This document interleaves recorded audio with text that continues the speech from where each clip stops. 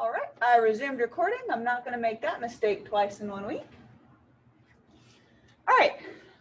So did you guys like this project? Was it fun? Did you enjoy playing with MASH, doing something a little bit different? I don't know where my chat went. It's gone. Oh no, there it is.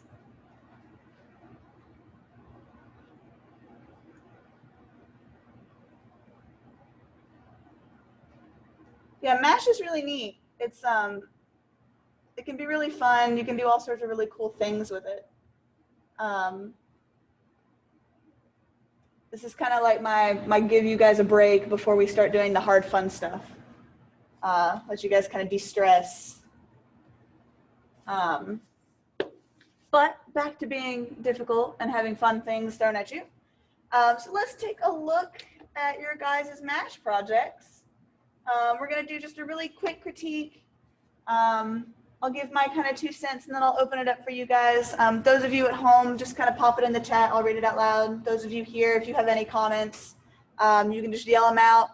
If you're like, I don't have anything, just give me a thumbs up. And then we'll move on to the next person. So we'll do this one first. Where's my audio? Yeah, did the audio not play? No, it wouldn't. Okay. Okay, I wanted to make sure. I have another one re-rendering. Okay. That's about it. Audio. Yeah. All right, I like your models though, they're cute. Since it didn't work very well, we'll just pop over you. Yeah. But yeah, you're good. I have a better one rendering. I gotta print something inside my vision. There you go. That's the way. All right, let's see here.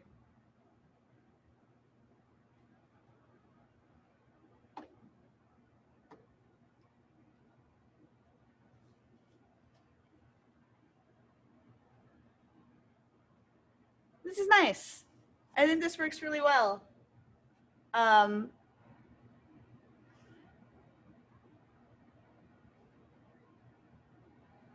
Something I'd look at, you can add collision to your flight. I would just make that Hobo collision object. That way they kind of like move around it instead of going through it. But other than that, I think this flight node worked really well for you. I think it looks good. What about you guys? Any comments? Anything that she could improve on a little bit? Anything that she did really well? I do think they have a nice bounce as they swim. I think that's really cute. Put a signal on signal goes on the track and just like around still like. Yeah, I think it works. Yeah, it's just that collision. Someone said I like it and it's cute. All right, good job.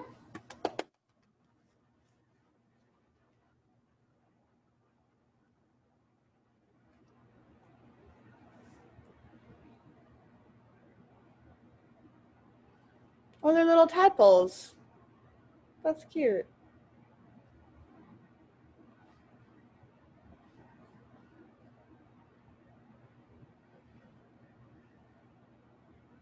I think this one works, Gracie. It's a little dark and a little hard to see kind of what's going on just because of the back image. But I think your idea comes across. What do you guys think? Anything she could improve? Anything she did well?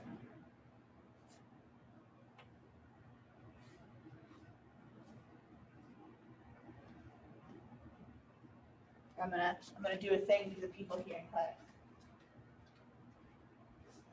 Turn this little lighter here on. There we go.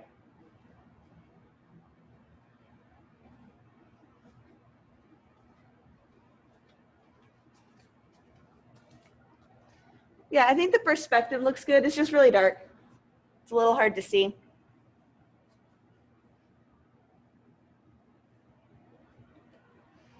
Good job.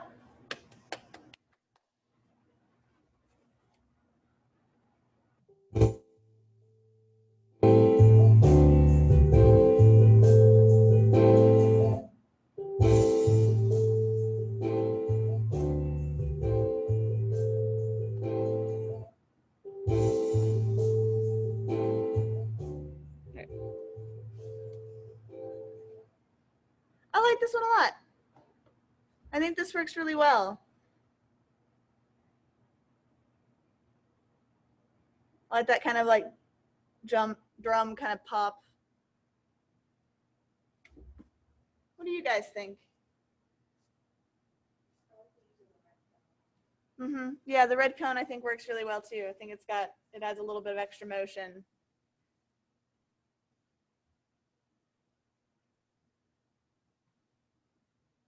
Something you could do to kind of like increase that kind of motion in there is to have multiple of that red cone, following on like the curve that you've got it on.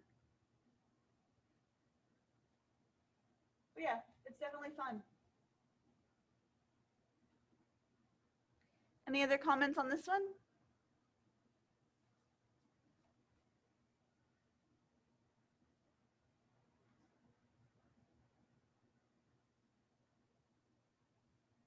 Good job.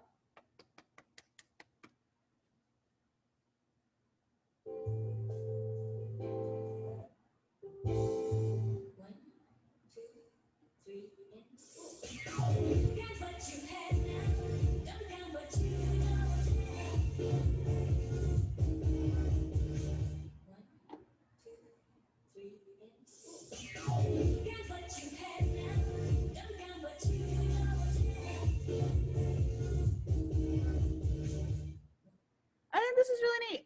Oh Lord, I clicked something.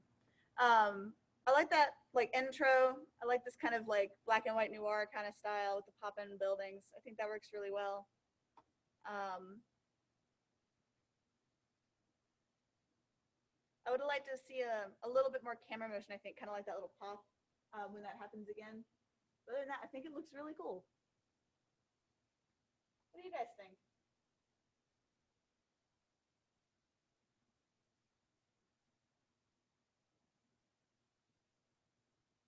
Anything they could improve? Anything they did well?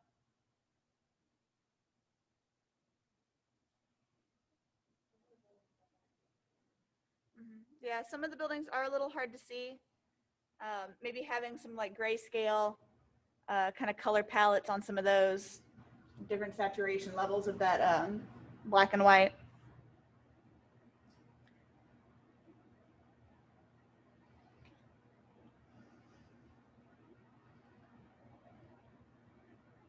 This is one I would definitely say increase those render levels for sure. You've got a lot of those glitters in there where you've got that really dynamic lighting. But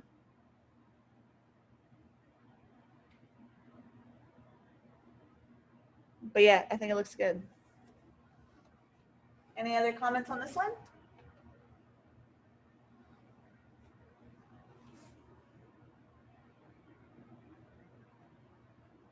All right, good job.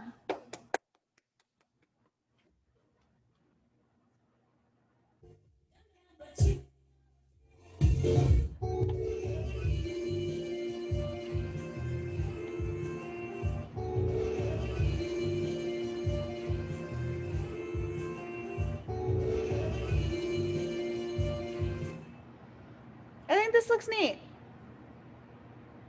It's got this almost kind of like 80s feel.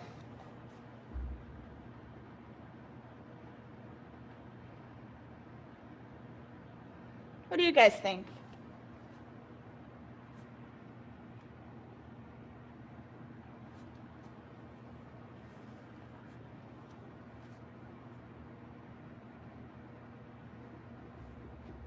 Yeah, it looks very pretty. I think it's got a really nice color palette.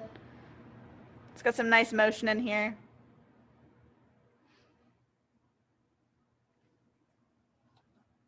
Kind of looks like a jellyfish. Yeah, a little bit.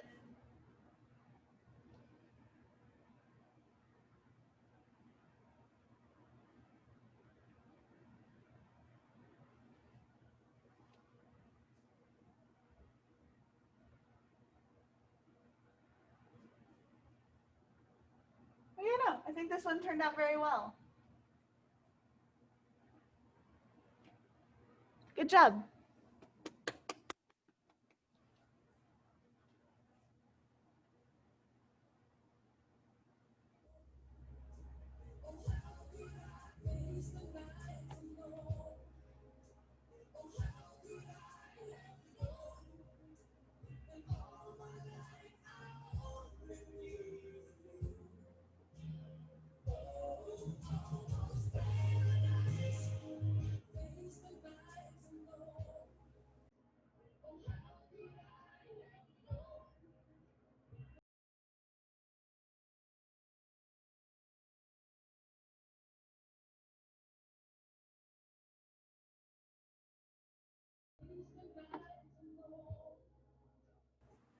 this one's nice. It's very calming. Nice and kind of smooth motions. Something I'd look at is playing with that seat a little bit, since you've got some of these kind of popping in on each other. But other than that, looks nice and smooth, nice and calming, good colors. What do you all think?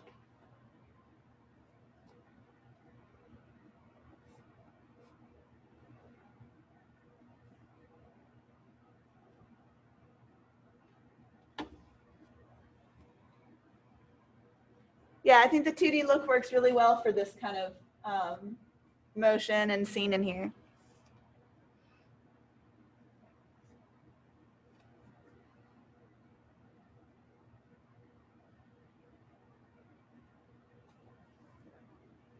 Did you render this with the Toon shader, or did you just render this with Maya hardware or Vector? Hardware. You know, I think the nice flat colors with no shading, I think looks good.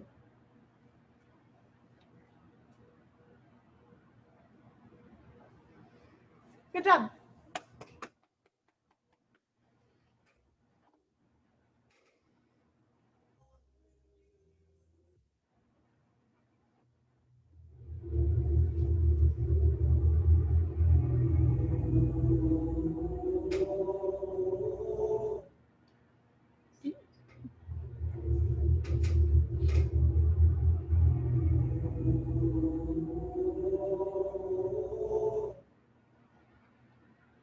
I think this looks neat.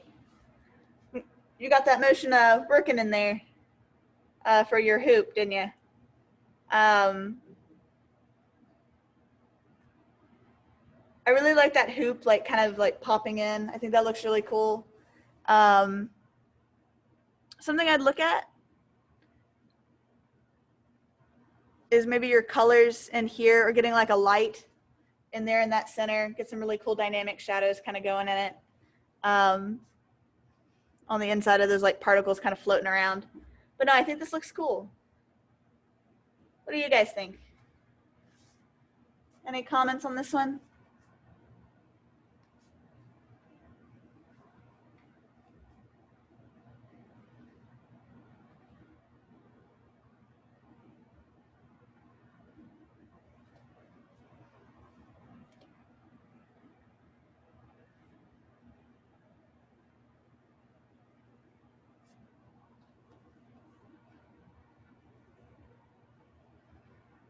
Made you think of space? Yeah.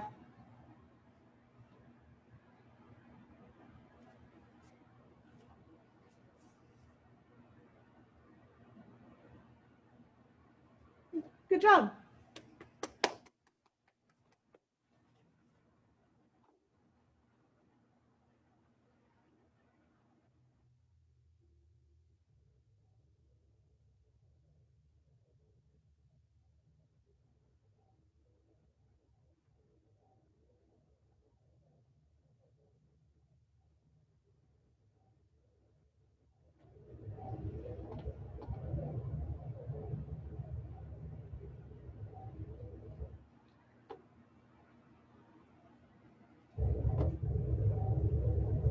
This looks good.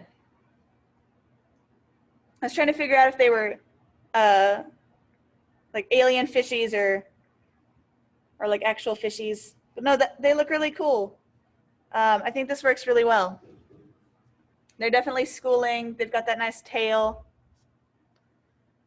It looks good. What do you guys think? They look like little jets, and I love it. Yeah. I was thinking for a second you'd modeled one of the fishes from Subnautica for a minute, because they kind of look, some of them kind of look like that. But no, I think this flocking works really well for this school of fish. What do you guys think?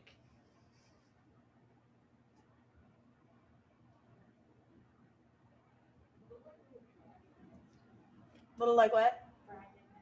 They look like little dragon heads. A little bit, yeah.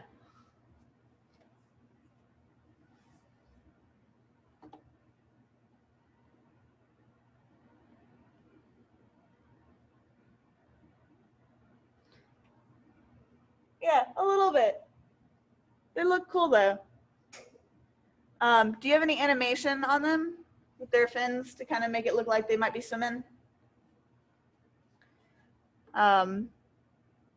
Doesn't look like it too much. That'd probably push it a little further, kind of get that extra kind of fishy look if they had their little finsies moving. But no, I think you did good. I think this looks really nice. You did, but it broke. Yeah, that happens. That happens for sure.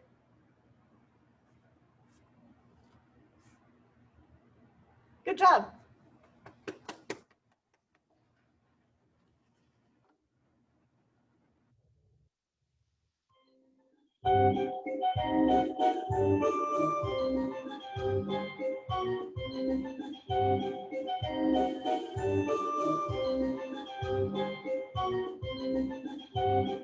I think this is really cute.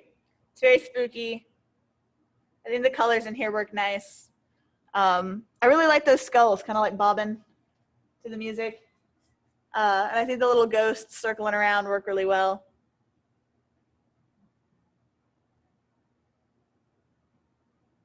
And I do think those black bars kind of give it a little bit more depth in here. What do you guys think? Any comments on this one?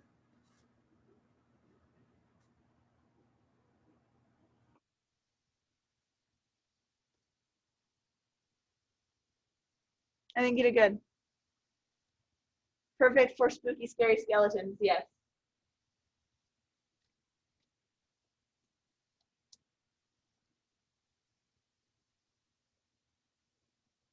You know, I think you're good. Only thing I'd probably change is up some of those samples to get some of that glitter out, but overall, I think this works really well. I like it a lot. Good job.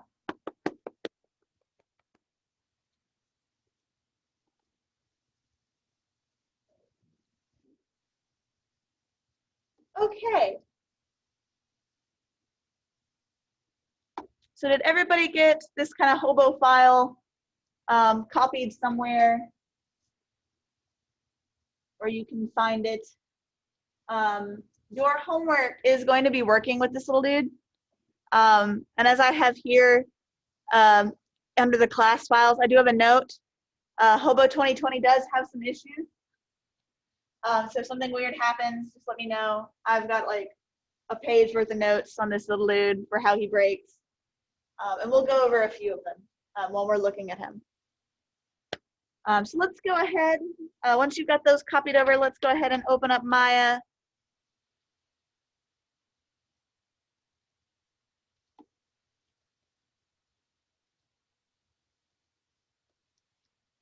And get our hobo all nice and open.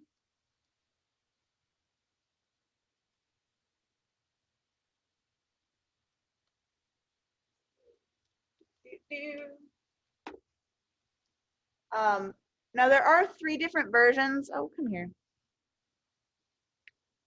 Inside of here, there's the really old version from back in 2011. You can use that one if you want. I can guarantee something might be a little broken. And then we have Hobo Interacts. I've done my best to kind of clean this one up. You might also have one that says maybe like version 2020. You can use any of them. They'll all work. I think the 2011 one doesn't have any Arnold textures, so you'd have to make your own Arnold texture. But this Hobo Interacts is the one that we're going to look at. Now with Hobo, one thing that can break his rig is if you don't set your project. It does look for some information from there, so do make sure you're setting your project before you open it.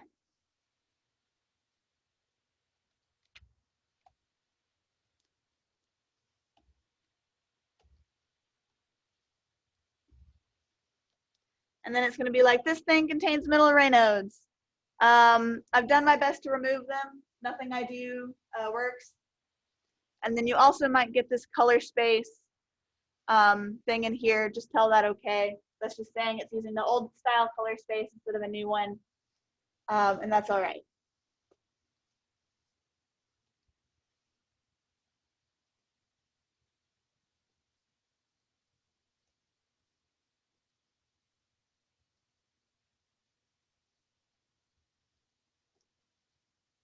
Okay, so this is Hobo. He's like a little gelatinous blob alien. He's really fun to play with. He's got some really neat kind of controls in here that will allow you to do pretty much a lot of different things with him. If you're really interested in character animation, but you don't want to build the rig, you don't want to build the model or anything, which should be a few of you at least, definitely take a look at a site called Truong. Truong's a really cool rig artist. That's all he does. You can pay $5 on his Patreon to watch him make rigs, and he'll actually give you tutorials on how to make rigs like his own. He also sells his already rigged characters. He's got a whole bunch of really cool ones, everything from like bipedal people to animals to like six-legged things, flying things, all sorts of really neat ones. And a lot of them are free. Some of them are about $1 to $10, and I think he only has one like $20 one. So if you're interested in like rigging something or playing with a rig that's a little bit more complex in your spare time, or if you want to add one into any of your projects, I don't recommend it for this class, but there's definitely other classes that you'll probably be taking next semester and the semester after, where you'll start be able to look at rigs on your own and pick which ones you want to use. Now, the hardest part about rigs is figuring out how to control them. When you're making a rig, you have to think, how is someone going to be animating this? And create those. Now, we're not going to be building any rigs in this class. I think I told you earlier on in the semester, but we still need to be thinking about how rigs are built so we know how to animate them a little bit better. And normally, if a good rigger creates your rig for your character here, they're going to have controls that you don't realize are there until you need them. So if there isn't a control for something, keep in mind it just might be hidden. It might be in a different spot than you think it might be. And yeah, normally a good rigger will have everything covered. When you're working with a company, something that might happen is you'll be animating something and you'll need a new control. They normally have riggers on standby. So you can just be like, hey, I was working with this rig that you rigged. There isn't a control for this. And either they'll be like, no, it's there. You just didn't find it. Go look again. Or they'll be like, oh no, I didn't think about that. And they'll add it in for you. So we have Hobo here. I'm going to switch to my perspective camera so we can kind of pan around him. So like I said, he's this kind of gelatinous blob. Just off the bat, if we just take him and move him around, he already has squash and stretch in here. He's got no bones. He's just like a little blob. So when we're here, and what I want you guys to do when you're working with him is I do want you to render with this render cam. So whatever animation you do for your exercise, I do want it to be from this perspective. If you do need to change it a little bit to get it to kind of pan around, that's okay, but I do just want you to use this render cam for the rendering. But if you notice, inside of this perspective, I also had a face cam. This is so that you can actually see Hobo's controls. So you can control his face. So what we'll do for Hobo specifically is I'm going to have my layout changed to 2 panes side by side. If you're at home, you can also just tear off a copy of the actual viewport, or since you guys have 2 screens, you can do that as well. But since I'm up here showing you guys this one, I'm just going to do 2 side by side. So I'm going to go back over here to my render cam. So I have my render cam, I have my perspective.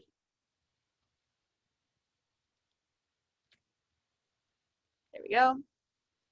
Texture, please. And then I also want to make sure that they're both updating at the same time. So I'm going to go over here to Windows, Settings and Preferences, and I'm just going to go to Preferences. Now remember, Preferences is a good place to go periodically just to make sure everything's still correct.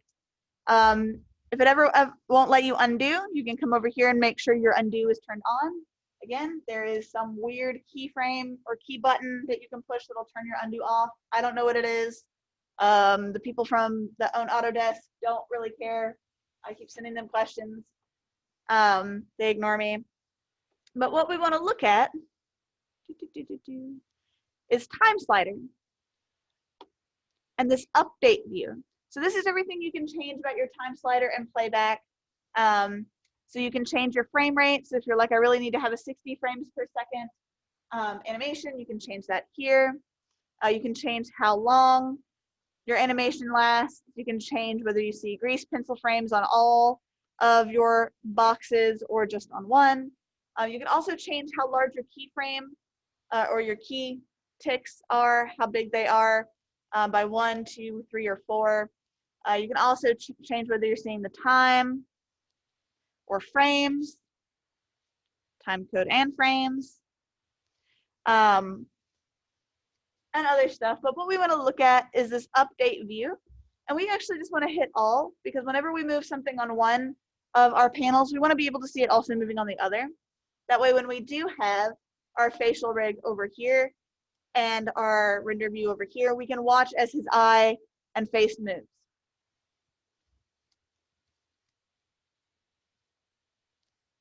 I'm just going to save that.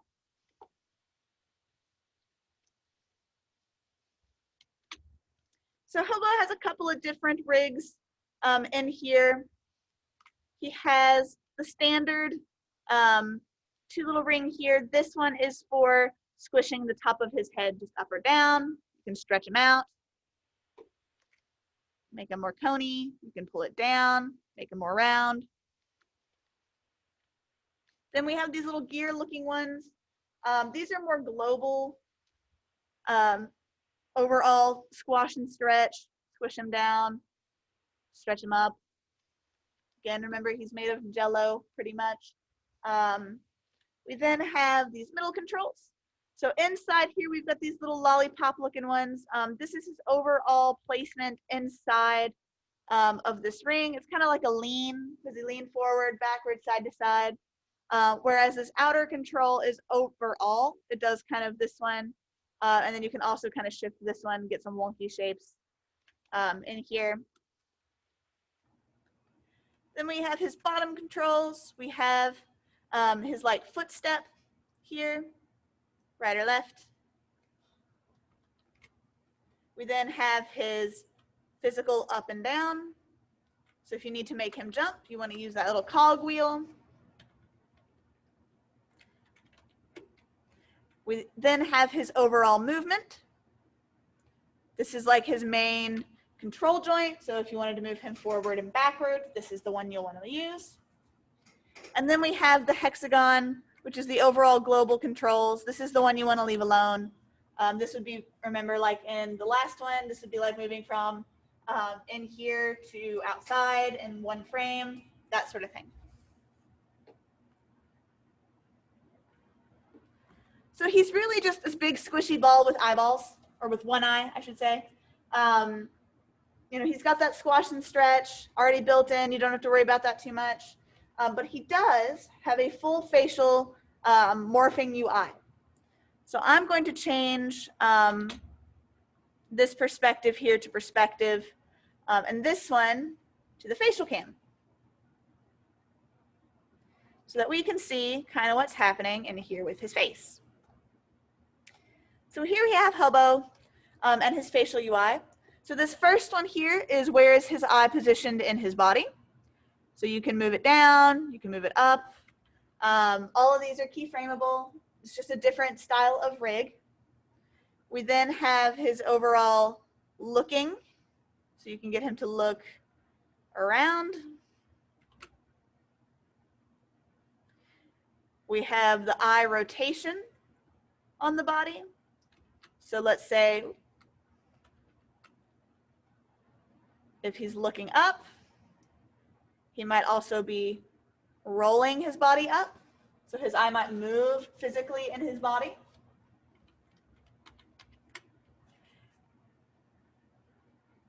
You can change the size of his pupil to be smaller or larger. or the iris, I guess. And then the pupil. So maybe he gets really excited when he sees something cute. Or maybe when he gets really scared, it like almost disappears.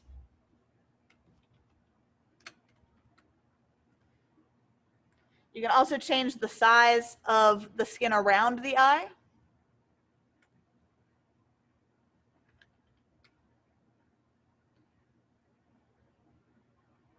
So there's kind of like around the eyeball. This is the eyeball itself. And then whether or not it's sunken in or out. So maybe he really wants to look at something, or maybe he really doesn't. So this is all kind of eye related up here at the top. This is bodily movement. This is the bigger stuff. The second row is eyelid. And you'll notice that these ones right next to it don't turn on until I have some eyelid motion. So maybe he's already done with my lecture, wants to go back to sleep. Maybe he's questioning my lecture.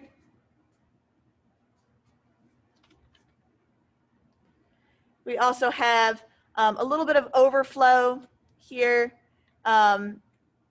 This is because sometimes you'll get this kind of crunching around the edge. If you're moving the eyes around bodily, you'll be able to kind of push it a little bit further just to get the look you're looking for here. And then you can also do side-to-side motion as well.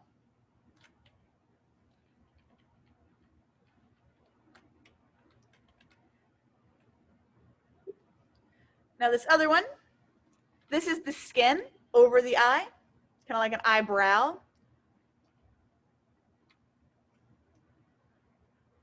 This is the overall position of that eyebrow. So you can get some of that like weird eyebrow roll in there. Now if you notice, it kind of feels like it's clipping a little bit here. You can raise and lower that, as well as kind of push that eyebrow out a bit. So if it looks like it's kind of clipping, there are some controls in here to kind of remove some of that appearance in here.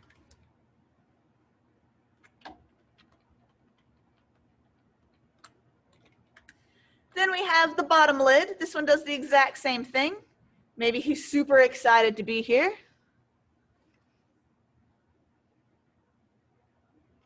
Maybe he's got some weirdness going on in there. A little bit. We can also change, so you can see I kind of got a little bit of clipping on his eyeball. This will kind of play with that a bit.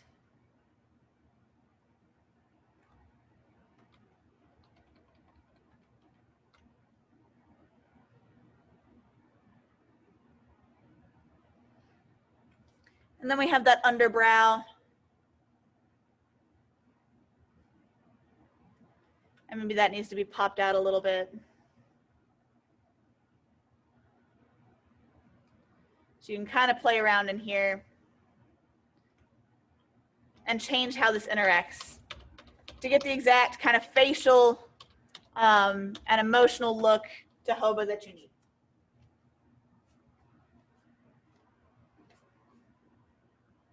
Questions about just his rig in general?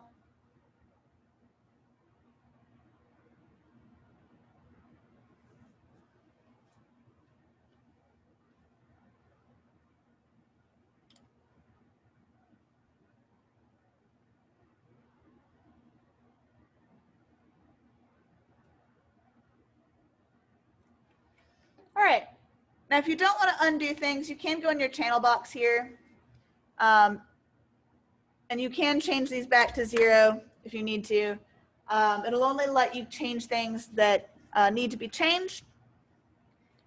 Same with these. You can only change so many things before it yells at you. So do keep this in your mind that if something does go kind of wonky and you need to take one particular thing back, it's not hard to do at all. So let's go ahead and put Hobo in kind of a neutral pose. I do want him interacting with this cube. For your homework, you don't have to use the cube, but he does need to interact with something, whether it be like a piece of pizza you model, maybe there's a golden chalice, maybe there's a car. It can be whatever, but he does need to interact with something. So just keep that in mind. I have this cube in here for you. That way, if you don't want to model something, you don't have to. You already have a cube. It's kind of radioactive green. It does glow. So there's that. So I'm going to go ahead and get him in kind of a neutral pose.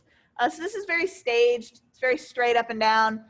This is the normal pose. I'm going to add a little bit of squash to him. I'm going to kind of maybe lower him down even more.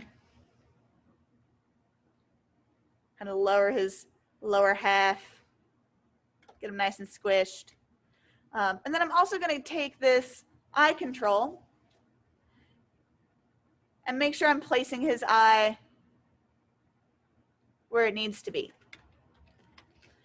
Now, when you are animating, there's really only one big rule you need to make sure you're following at any given point throughout a while. And that is see, think, and do. So let's say your character is going to be doing any type of animation. You have to do it in this pretty much order every time. Your character needs to see something, because if it hasn't seen it, how can it react to it? It needs to think about how it would react and why. If I were to see Greg outside the window, well, door, there's only so many actions I could do. I could wave, I could say hello, or I could ignore him. That would be mean. But those are the three actions I could do from this point to over there. So I would have to think, do I need to react to him? Do I need to ignore him? Do I need to keep lecturing? Am I alone in here? Do I wave? Do I yell so I can talk to him? Your character needs to think about how it's going to do, what it's going to do, and then it needs to do it. So you need to be able to see it, think about it, and then do something. So see, think, and do. The seeing, you see it. So I have Hobo here. So on frame 1, I'm going to set a frame on his eyeball. So maybe he's looking a little over. But on frame 9,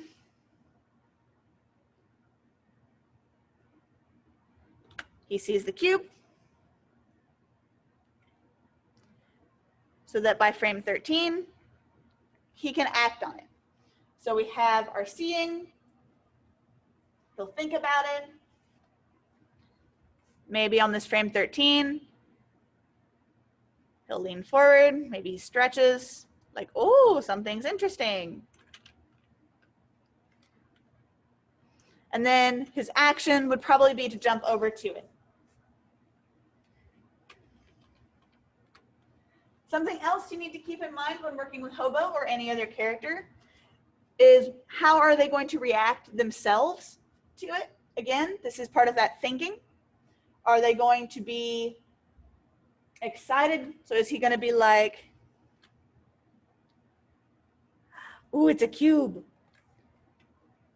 Or is he going to be like, cube, oh God? Keep in mind emotions. He can do pretty much any facial emotion we can think of. I really want you guys to play around with that. This is going to be the only real facial rig we'll play with in this class this semester. And emotions are something that's kind of ingrained in us. We don't really have, it's not learned. If you look at a baby and you smile at it, it's going to smile back, unless it's like super duper upset. It's something that we just kind of innately know. Also, with Hobo and other characters, you do get to meddle with other people's emotions. Have fun, tread carefully, and overall, do something interesting. It's also addicting and gratifying to be able to play around with people's emotions. Think back to your favorite animated film. Is there anything that happens in there that is sad, something that made you super happy. An animator was behind all of those motions. They kind of played around with your heartstrings a little bit. You guys now get to do this. And you also get to give him life. How are you going to make him move to make him feel more real? How are you going to move him to get your idea across? That sort of thing. Now do remember, when you are working with Hobo, you can create a button. I do highly recommend creating a button. I recommend creating two, one for the facial UI, one for his body. That way when you are moving him around in here, you don't have to worry about accidentally not keyframing something.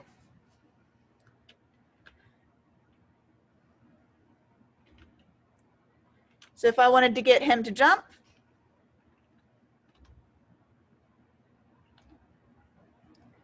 I could easily do so. But remember, I would have to make sure I'm paying attention to my keyframes. If I had a button, it'd be a little bit easier. And you can also use this auto key.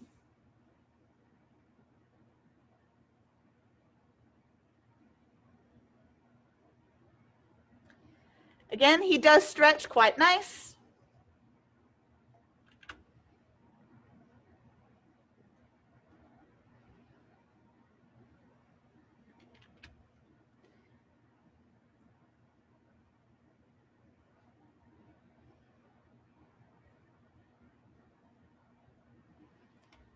And he does also squash quite nice. So while this isn't the nicest animation, it would definitely need a lot more playing with. You guys get the idea. You want him to see an object, think about how he would react. Does he immediately get scared? Does he get curious and then scared? Is he just happy all around? And then how does he act when, after he's done thinking, even if it's an instinctual thought. Again, if I see Greg, I'm immediately going to go, hi, Greg. Or if I see one of y'all, I'm immediately going to go, hi, guys. But if I'm in a different situation, maybe we're both shopping at a store and we see each other, we might do that thing where we're like, oh, no, and we keep walking. Use, how would you react to different things? Definitely use reference. I know you guys aren't gelatinous blobs, but you guys have faces, right? He has eyeballs. Y'all have eyeballs. If you need to record yourself acting to get the correct kind of emotional response, definitely do this. Reference is the best thing, right? So the exercise, let's do rendered by next class. If you can't render it, let's say you go really gung-ho into this animation, you're like, oh no, it's due in the morning and I know I can't get it rendered. It's 3 in the morning and it's due in like 4 hours. There's no way. That's fine. You can play blast it.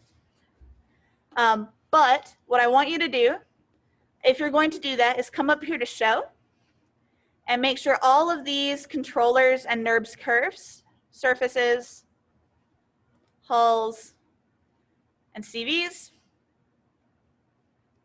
lights, cameras, and anything else in here that might be a visual representation of you not rendering, just hide it.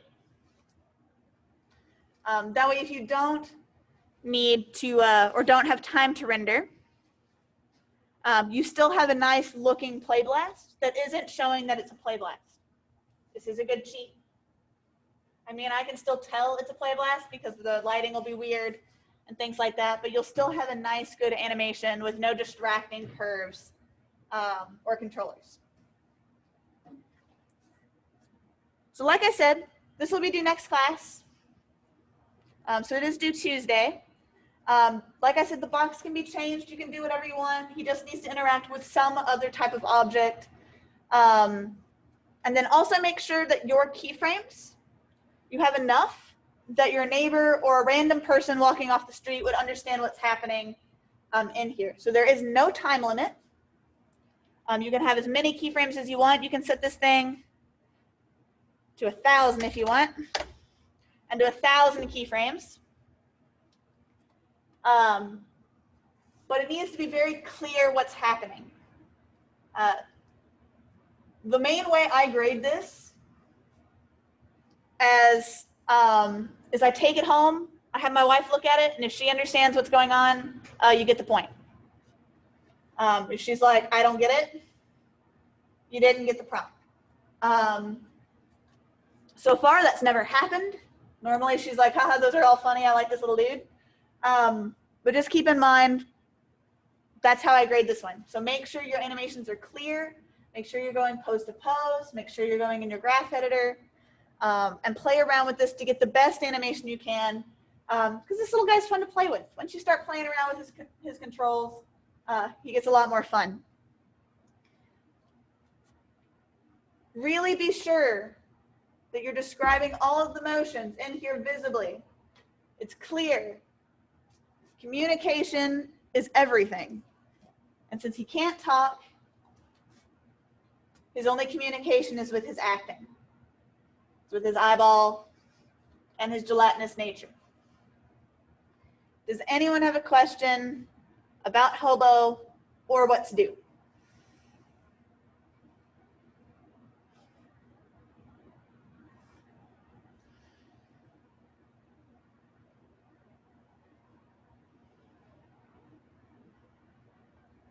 Got one no. Okay. So for this, because it is due next class, which is a Tuesday, I do want to give you guys the rest of this class time to work on this. That being said, if you want to log off of Zoom, you can. If you guys in here want to go home and work on it there, or go back to sleep and work on it later tonight, you can. I'm not going to force you to stick around. But play around with this dude. He's really fun. And if you've got questions about like how to interact with him, or if there's a certain idea you have and want to make sure it's not too ambitious, let me know. Also, I do have some examples if you would like to see them. If not, I'll leave it up to you guys to kind of interpret how you think he'll move around. You guys want to see examples? Yeah. Examples are fun. Let's see here.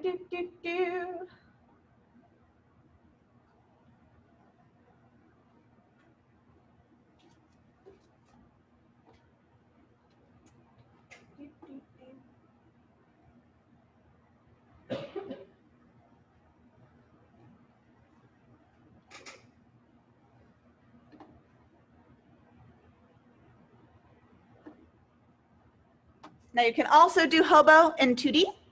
So if you're like, I really want to do some 2D stuff with him, you can. Just make sure you're keeping his one eye gelatinous nature.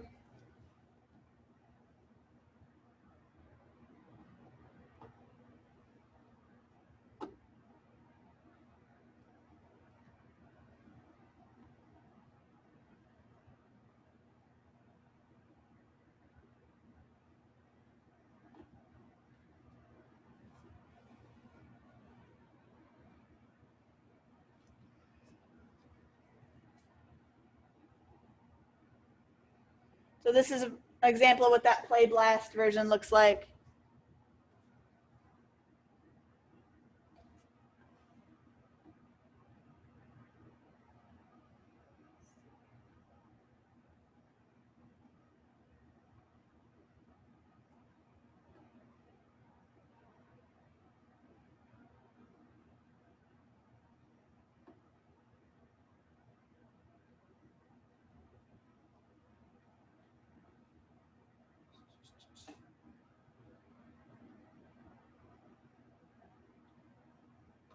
Some of these are a little out of order, so I got to find it.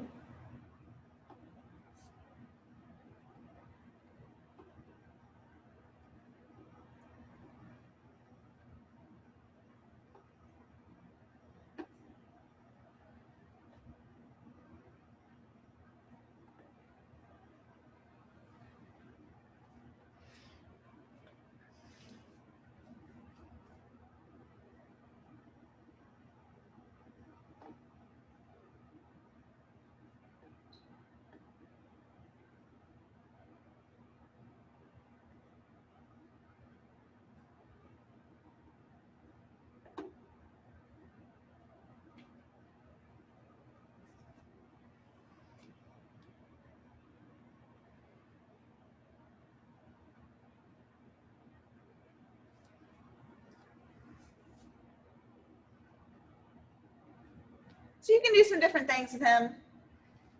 There's been some people that'll kind of make him snake along the ground, like pop up over stuff. All sorts of really fun, different sort of things.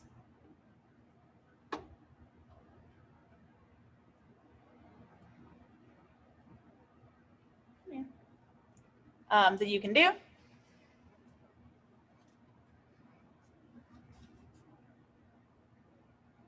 Come here. Come here.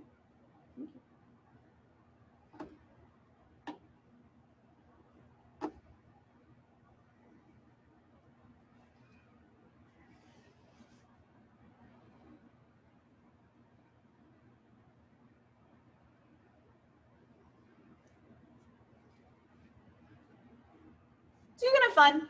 You can do some fun different things. You can go spooky, you can go wholesome. Does that help? Awesome. Well, I'm going to stop my recording. I'm going to stop my screen share.